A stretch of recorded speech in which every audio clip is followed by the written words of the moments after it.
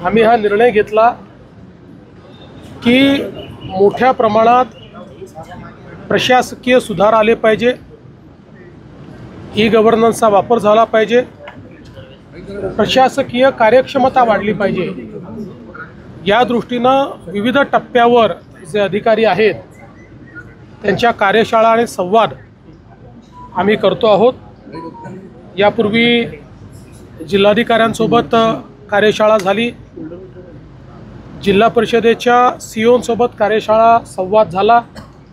आज महानगरपालिकांचे आयुक्त आणि मोठ्या नगरपालिकांचे सीओ यांची कार्यशाळा आहे आणि त्यांच्यासोबतही संवाद मी करणार आहे। या सगळ्या पद्धतीमध्ये त्यांचे काही गट आम्ही तयार करतो आणि मी स्वतः एकेका गटासोबत 7-8 लोकांच्या एक तास त्या ठिकाणी चर्चा करून त्यांच्या अडचणी काय आहेत, आमच्या अपेक्षा काय आहेत, नवीन काय करता येईल असं विचार आम्ही करतो। एकत्रितपणे बसून त्याच्यावर विचार करतो, पुढचा एक अजेंडा ठरवतो। आपण 150 दिवसाचा एक कार्यक्रम दिलेला आहे, तो कार्यक्रमही एफिशियंटली राबवला गेला पाहिजे असा याच्या पाठीमागचा हेतू आहे। आमचा प्रयत्न असा आहे की सरकार म्हणून एक इन्स्टिट्यूशन तयार झालं पाहिजे। अनेक लोक चांगलं काम करतात, ते जोपर्यंत पदावर असतात तोपर्यंत काम राहतं, नंतर नवीन आल्यानंतर ते काम बदलून जातं। असं न करता एक इन्स्टिट्यूशन म्हणून बिल्टअप करायचा आमचा प्रयत्न आहे आणि त्या दृष्टीनं ही कार्यशाळा होते। याच्यानंतरही अनेक कार्यशाळा होणार आहेत। यापूर्वी जेव्हा महसूल परिषद झाली त्यावेळी 6 विभागांमध्ये विभागीय आयुक्त आणि जिल्हाधिकाऱ्यांचे गट तयार केलेले आहेत, त्यांना विषय नेमून दिले आहेत। त्या विषयांवर रिफॉर्म्सचा जो अजेंडा आहे त्याचे अहवाल ते सादर करणार आहेत। तसेच गट जिल्हा परिषद सीओंचे नेमून दिलेले आहेत आणि आता महानगरपालिकांचे तसे गट मी तयार करणार आहे।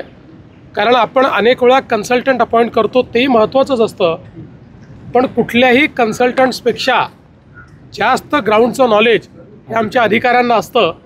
फक्त त्याला चॅनलाइज करण्याची आवश्यकता असते आणि म्हणून त्यांचं जे काही इन्स्टिट्यूशनल नॉलेज आहे ते संकलित करायचं आणि ते स्टँडर्डाइज करायचं।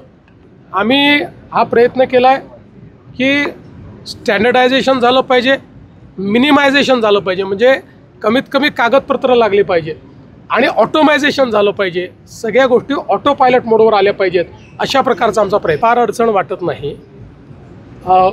या निवडणुका इलेक्शन कमिशननी तयारी सुरू केलेली आहे, आम्ही वेळेत या निवडणुका घेण्याचा प्रयत्न करू।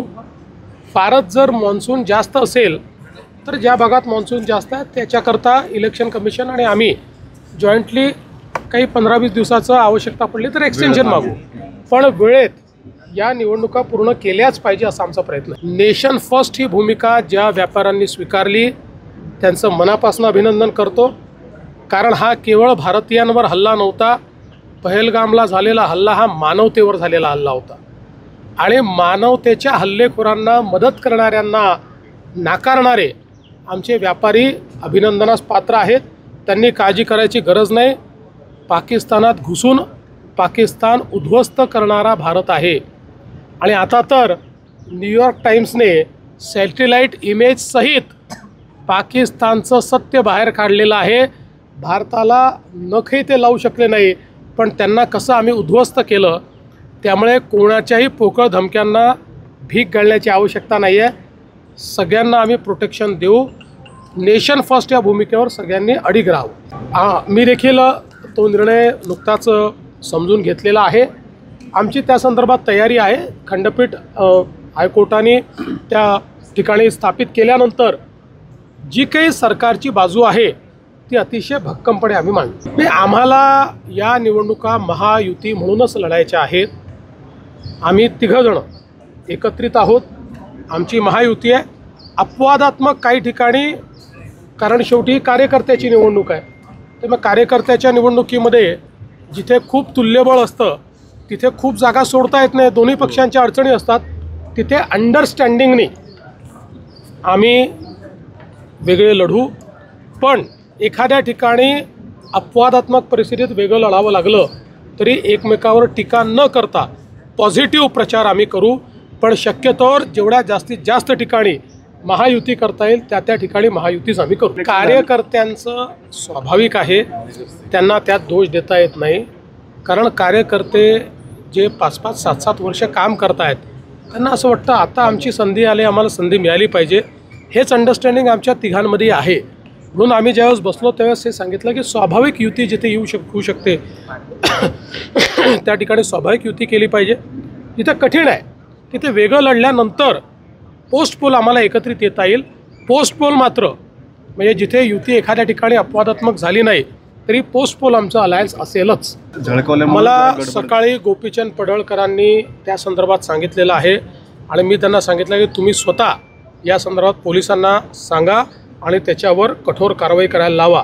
हे लॉरेन्स बिश्नोई वगैरे असे जे काही क्रिमिनल एलिमेंट आहेत हे कुणाच्या रॅलीत दिसणं, त्याचं महिमामंडन करणं हे सहन होणार नाही. आणि ज्यांनी त्या ठिकाणी त्याचे पोस्टर फटकवले असतील त्यांच्यावरही कारवाई होईलच.